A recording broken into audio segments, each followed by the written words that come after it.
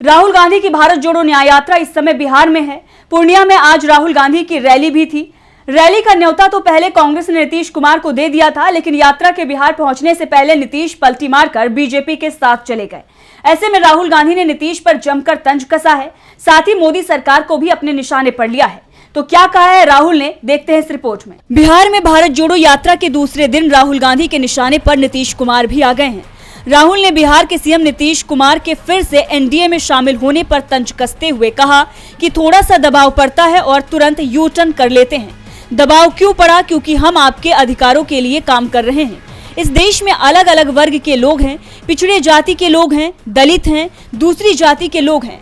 OBC समाज देश का सबसे बड़ा समाज है, मगर आज मैं आपसे पूछूं कि इस देश में ओबीसी की आबादी कितनी है, इसका जवाब आप नहीं दे सकते। उन्होंने कहा कि मुख्यमंत्री नीतीश कुमार को सर्वे के लिए हमने कहा था, लेकिन बीजेपी इसके लिए कभी राजी नहीं रही।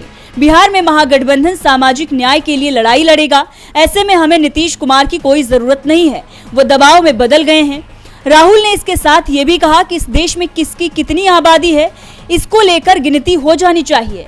इससे हमें पता चलेगा कि किस समाज की कितनी जनसंख्या है, लेकिन बीजेपी ये नहीं चाहती। राहुल गांधी ने कहा कि भारत जोड़ो न्याय यात्रा में हम 5 न्याय की बात कर रहे हैं। इसमें एक न्याय भागीदारी न्याय है।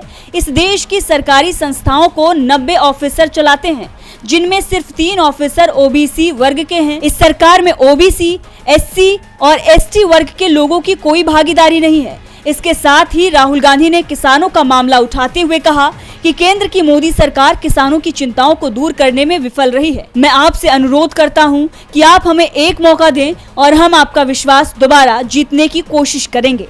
डीबी लाइव की रिपोर्ट।